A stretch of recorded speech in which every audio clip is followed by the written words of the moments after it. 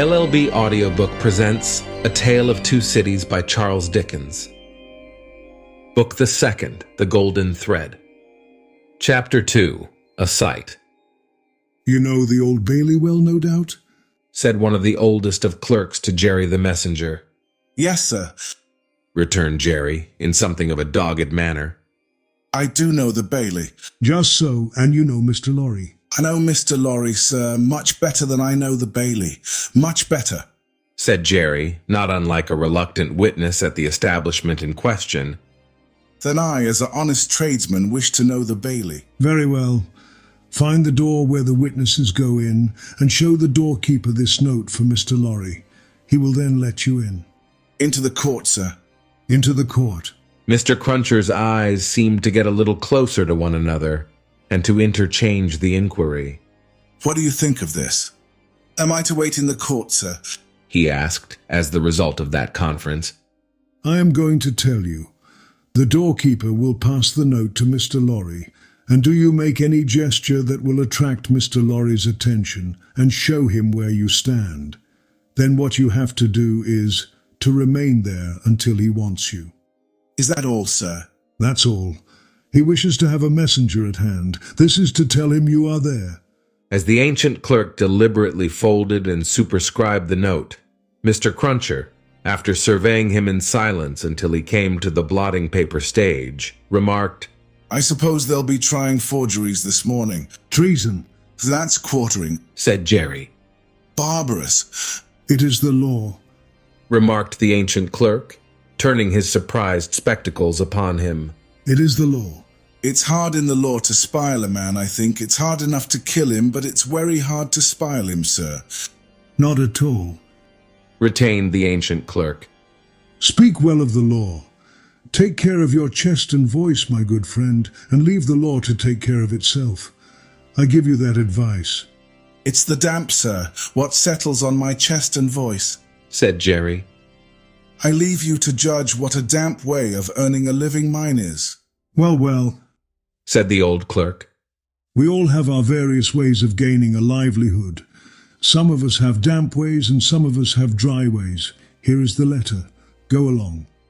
Jerry took the letter, and remarking to himself with less internal deference than he made an outward show of, "You are a lean old one, too," made his bow, informed his son, in passing, of his destination, and went his way.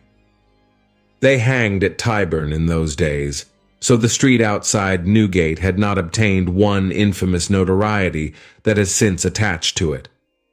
But the jail was a vile place, in which most kinds of debauchery and villainy were practiced, and where dire diseases were bred, that came into court with the prisoners, and sometimes rushed straight from the dock at my Lord Chief Justice himself, and pulled him off the bench.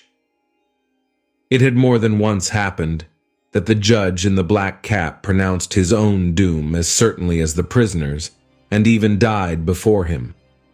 For the rest, the Old Bailey was famous as a kind of deadly inn-yard, from which pale travelers set out continually, in carts and coaches, on a violent passage into the other world, traversing some 2.5 miles of public street and road, and shaming few good citizens, if any. So powerful is use, and so desirable to be good use in the beginning. It was famous, too, for the pillory, a wise old institution that inflicted a punishment of which no one could foresee the extent. Also for the whipping post, another dear old institution, very humanizing and softening to behold in action. Also for extensive transactions in blood money, another fragment of ancestral wisdom, systematically leading to the most frightful mercenary crimes that could be committed under heaven. Altogether, the Old Bailey at that date was a choice illustration of the precept that whatever is right, an aphorism that would be as final as it is lazy, did it not include the troublesome consequence that nothing that ever was wrong. Making his way through the tainted crowd, dispersed up and down this hideous scene of action, with the skill of a man accustomed to make his way quietly, the messenger found out the door he sought, and handed in his letter through a trap in it. For people then paid to see the play at the Old Bailey, just as they paid to see the play in Bedlam, only the former entertainment was much the dearer. Therefore all the Old Bailey doors were well guarded, except indeed the social doors by which the criminals got there, and those were always left wide open. After some delay and demur, the door grudgingly turned on its hinges a very little way, and allowed Mr. Jerry Cruncher to squeeze himself into court. "What's on?" he asked in a whisper of the man he found himself next to. Nothing yet. "What's coming on?" The treason case. "The quartering one, eh?" Ah, returned the man with a relish. he'll be drawn on a hurdle to be half-hanged, and then he'll be taken down and sliced before his own face, and then his inside will be taken out and burnt while he looks on, and then his head will be chopped off, and he'll be cut into quarters. That's the sentence." "If he's found guilty, you mean to say?" Jerry added by way of proviso. "Oh, they'll find him guilty," said the other. "Don't you be afraid of that." Mr. Cruncher's attention was here diverted to the doorkeeper, whom he saw making his way to Mr. Lorry, with the note in his hand.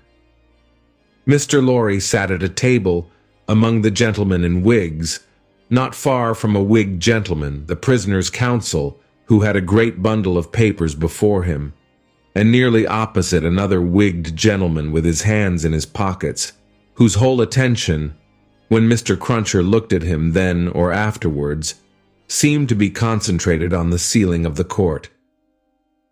After some gruff coughing and rubbing of his chin and signing with his hand, Jerry attracted the notice of Mr. Lorry, who had stood up to look for him, and who quietly nodded and sat down again.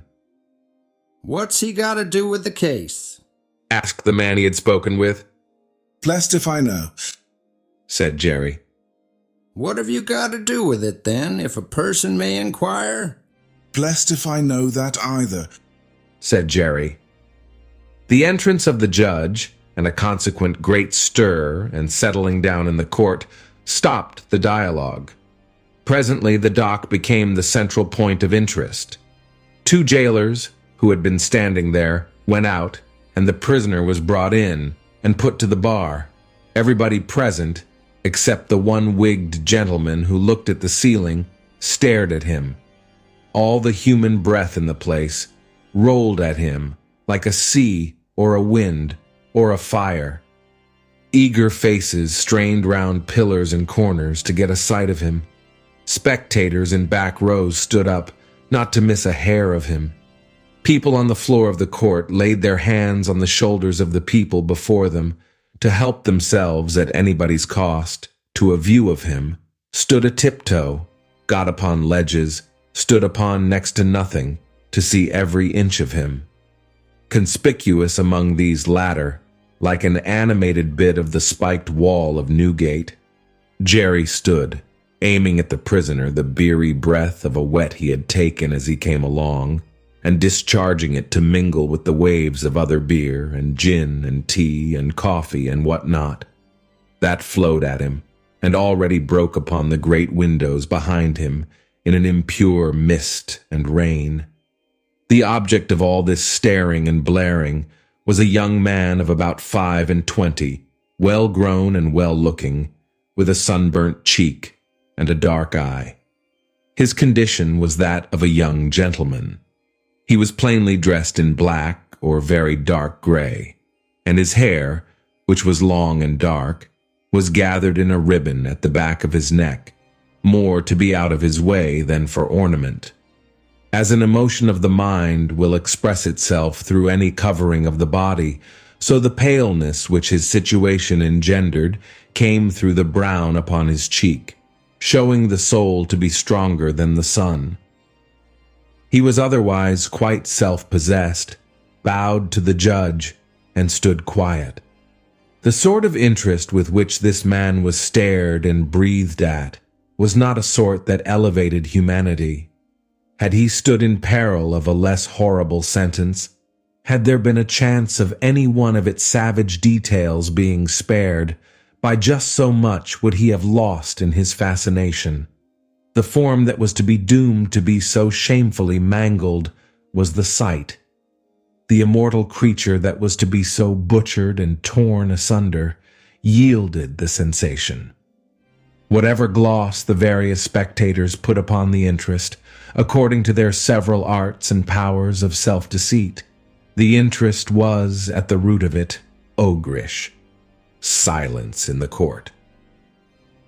Charles Darnay had yesterday pleaded not guilty to an indictment denouncing him, with infinite jingle and jangle, for that he was a false traitor to our serene, illustrious, excellent, and so forth Prince our Lord the King, by reason of his having on divers occasions and by divers means and ways assisted Louis the French King in his wars against our said serene, illustrious, excellent, and so forth. That was to say, by coming and going between the dominions of our said serene, illustrious, excellent, and so forth, and those of the said French Louis, and wickedly, falsely, traitorously, and otherwise evil adverbiously, revealing to the said French Louis what forces our said serene, illustrious, excellent, and so forth had in preparation to send to Canada and North America. This much Jerry, with his head becoming more and more spiky as the law terms bristled it, made out with huge satisfaction, and so arrived circuitously at the understanding that the aforesaid and over again aforesaid Charles Darnay stood there before him upon his trial, that the jury were swearing in, and that Mr. Attorney General was making ready to speak.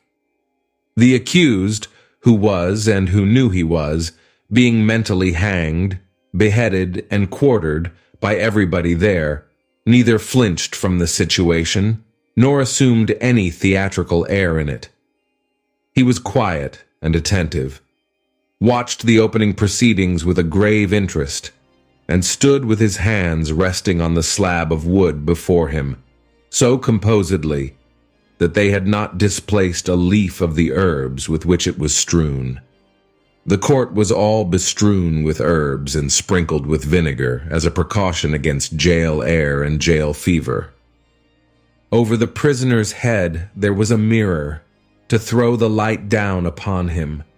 Crowds of the wicked and the wretched had been reflected in it, and had passed from its surface and this earth's together. Haunted in a most ghastly manner that abominable place would have been, if the glass could ever have rendered back its reflections, as the ocean is one day to give up its dead. Some passing thought of the infamy and disgrace for which it had been reserved may have struck the prisoner's mind.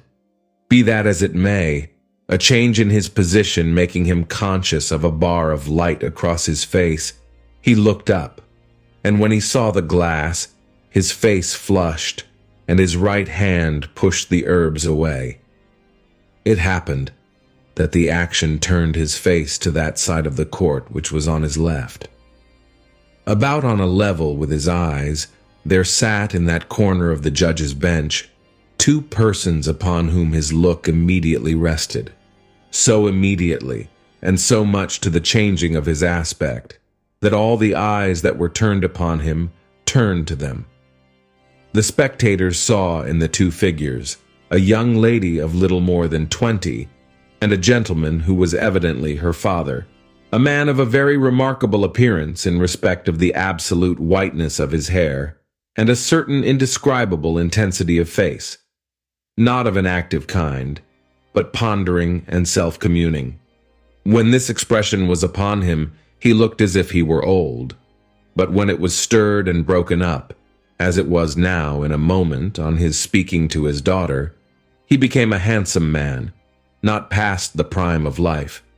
His daughter had one of her hands drawn through his arm as she sat by him, and the other pressed upon it. She had drawn close to him, in her dread of the scene, and in her pity for the prisoner. Her forehead had been strikingly expressive of an engrossing terror and compassion that saw nothing but the peril of the accused. This had been so very noticeable, so very powerfully and naturally shown that starers who had had no pity for him were touched by her, and the whisper went about, "Who are they?" Jerry, the messenger, who had made his own observations in his own manner, and who had been sucking the rust off his fingers in his absorption, stretched his neck to hear who they were. The crowd about him had pressed and passed the inquiry on to the nearest attendant, and from him it had been more slowly pressed and passed back. At last it got to Jerry. "Witnesses? For which side?" "Against." "Against what side?" "The prisoners." The judge, whose eyes had gone in the general direction, recalled them, leaned back in his seat, and looked steadily at the man whose life was in his hand, as Mr. Attorney General rose to spin the rope, grind the axe, and hammer the nails into the scaffold.